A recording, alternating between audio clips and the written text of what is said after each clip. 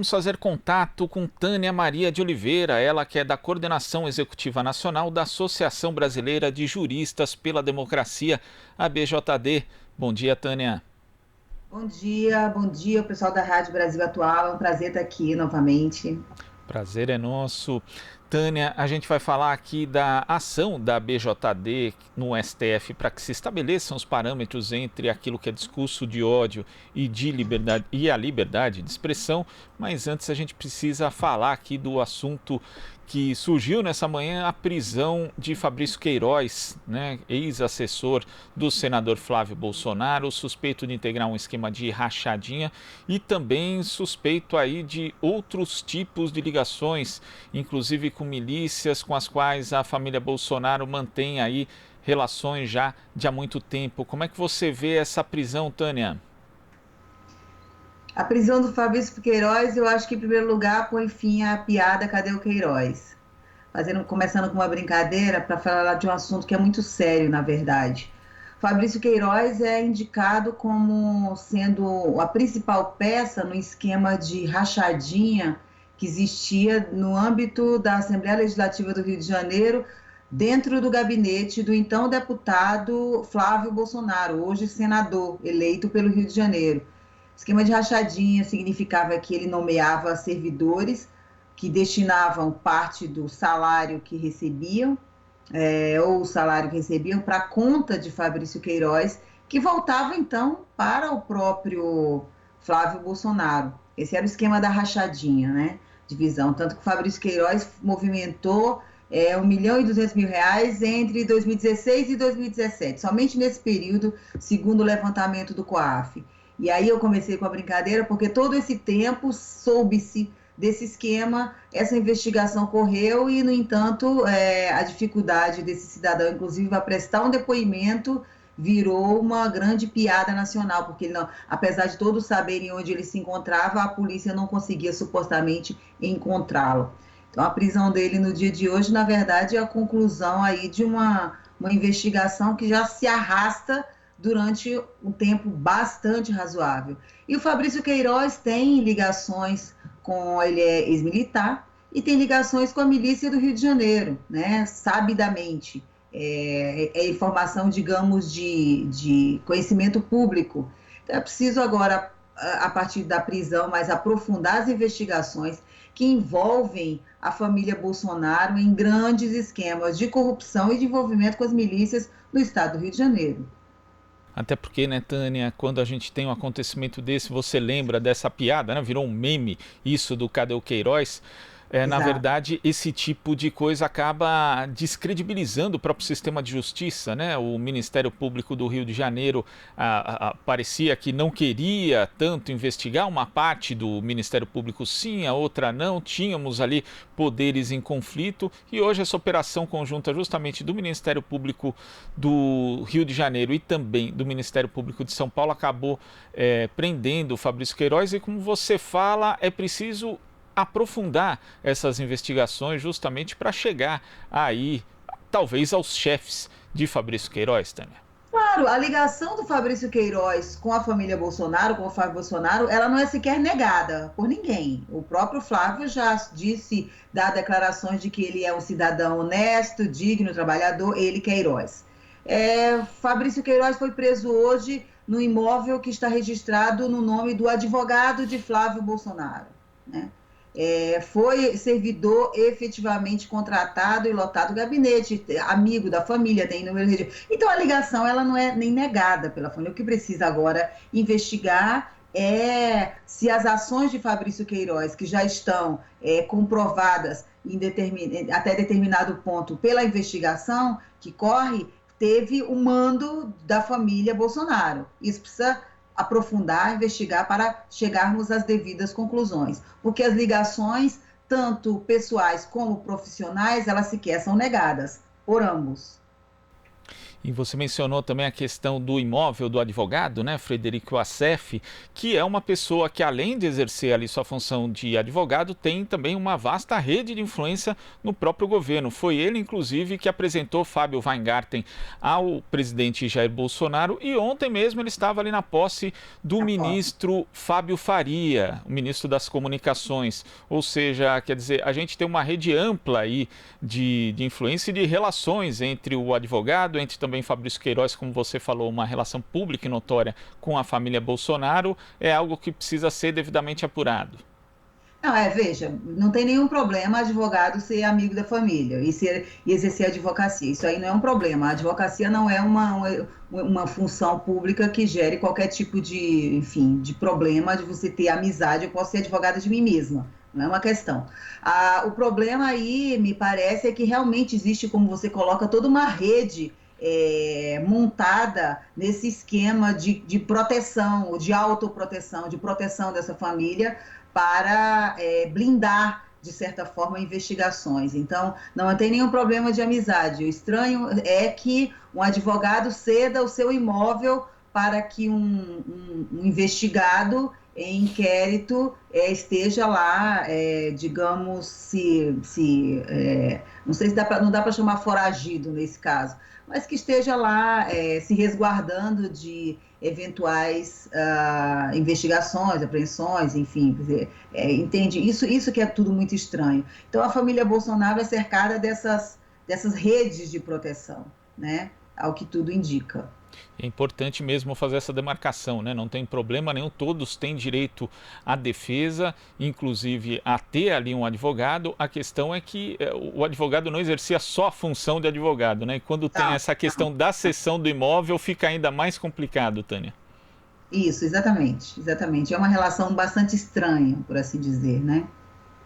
Agora, Tânia, falando a respeito da ação da ABJD, que foi impetrada no Supremo Tribunal Federal para que se estabeleçam parâmetros, né, conforme a Constituição, entre o discurso de ódio e a liberdade de expressão. Muita gente, na verdade os bolsonaristas, alegando que a prisão da extremista Sarah Winter estaria relacionada, na verdade, a um ataque à liberdade de expressão, mas existem delimitações entre justamente essa liberdade e o próprio discurso de ódio. Eu queria que você falasse a respeito dessa diferença e também da ação da BJD. Tá, vamos lá. A liberdade, começando pelo que é geral, né? A liberdade de expressão, ela é um valor em todas as democracias, em todas as grandes democracias. Ela é um valor que tem que ser protegido, que tem que ser preservado. Vocês da imprensa sabem disso melhor do que ninguém, porque a liberdade de imprensa é um dos componentes da liberdade de expressão, assim como a liberdade de manifestação, né? Ir para a rua e dizer o que pensa a respeito do que se quer. A grande questão é que existem nenhum direito ele é totalmente absoluto, nenhum princípio ele é totalmente absoluto, porque quando ele encontra e se choca com outro princípio de igual importância e envergadura. É isso que os grandes sistemas constitucionais dizem, é isso que a nossa Constituição Federal de 88 diz. Então existem no mundo dois grandes parâmetros para a gente analisar limites da liberdade de expressão. Existe um modelo norte-americano, nos Estados Unidos se dá uma liberdade, um valor muito maior para a liberdade de expressão, quer dizer, o cidadão pode ir na rua e falar o que ele quiser. Em compensação, se ele comete o crime que se relaciona àquela expressão, as penas são altíssimas.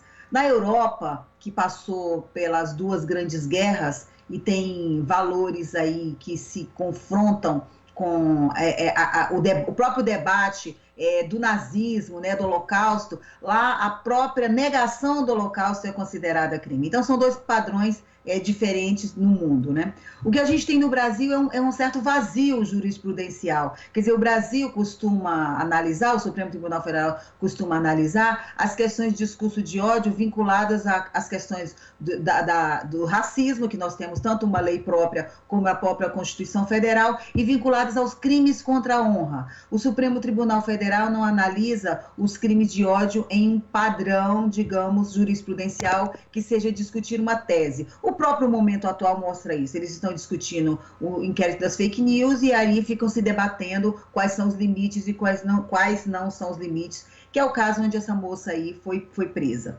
O que a BJD pediu ao Supremo Tribunal Federal, através de uma ação de descumprimento de preceito fundamental, que é exatamente o questionamento se determinados preceitos, princípios constitucionais estão sendo ou não descumpridos, é dizer qual é o limite. Qual é o limite da liberdade de expressão? Onde é que a liberdade de expressão deixa de ser, na verdade, cumprida e passa-se a utilizar o ódio, o preconceito ou, pior, a intolerância em nome da liberdade de expressão? A nós parece, e tudo indica, pela própria discussão que vem sendo feita ora no Supremo Tribunal Federal, que o limite da liberdade de expressão ele já foi ultrapassado há algum tempo.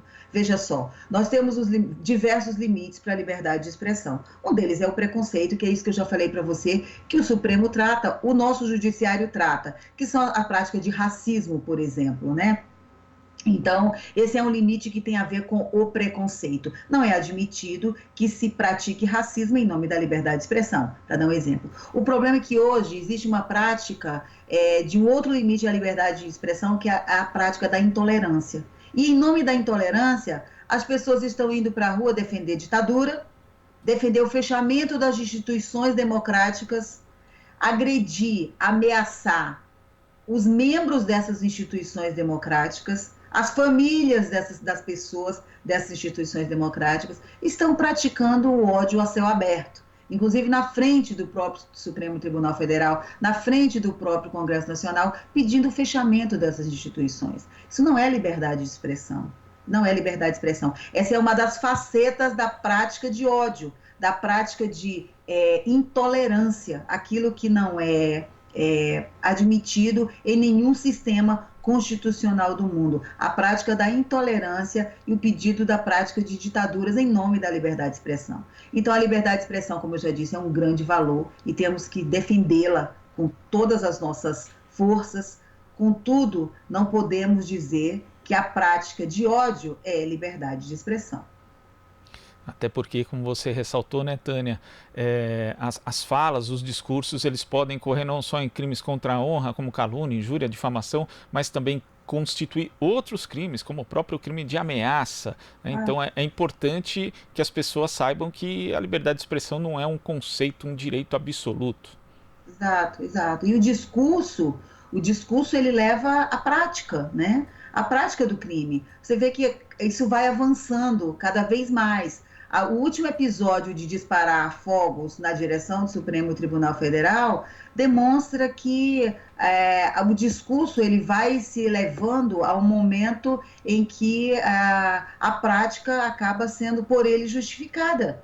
Então, aquele acampamento na frente do Supremo Tribunal Federal, chamado autoproclamados 300, aquelas pessoas, elas ocuparam um espaço na praça que é um espaço público, não é público no sentido de poder ser ocupado por todo mundo, é um espaço público onde se pode efetivamente transitar. E aqui em Brasília, nenhuma pessoa que discorde daquilo que está, do pensamento daquelas pessoas que estavam ali acampadas, poderiam transitar pela praça. Me diga se isso não é um atentado contra a liberdade de ir e vir de outros cidadãos. Então, a prática que é evocada por esse discurso de ódio que vem sendo levado a cabo por essas pessoas, ela precisa efetivamente ser coibida. Né? Precisa efetivamente ser coibida, e o Supremo Tribunal Federal precisa parar de tratar casos pingados, caso a caso, porque a ausência de uma jurisprudência que conforme uma tese é que leva a essa discussão se é ou não é. No momento em que o tribunal tem a oportunidade de tratar isso em uma ação de controle concentrado, porque uma ADPF, assim como uma ADI e uma ADC, quer dizer, assim como a ação direta de inconstitucionalidade e a ação declaratória de constitucionalidade, a ação de descumprimento de preceito fundamental é aquilo que a gente chama de ação de controle concentrado de constitucionalidade. O tribunal tem a oportunidade de firmar uma tese, de dizer liberdade de expressão vai até aqui. Isso, aqui para frente, a prática de ódio, a prática de preconceitos, assim como a prática de intolerância, não são parâmetros, não estão incluídos no conceito de liberdade de expressão. São desvios. E como desvios, precisam ser tratados e coibidos. Tânia, queria agradecer sua participação aqui no Jornal Brasil Atual e até a próxima. Muito obrigada aos ouvintes da Rádio Brasil Atual, obrigada a você e um bom dia de trabalho para todos. Bom dia. Conversamos aqui com Tânia Maria de Oliveira, ela que é da Coordenação Executiva Nacional da Associação Brasileira de Juristas pela Democracia, a BJD. Você está ouvindo Jornal Brasil Atual. As notícias que os outros não dão.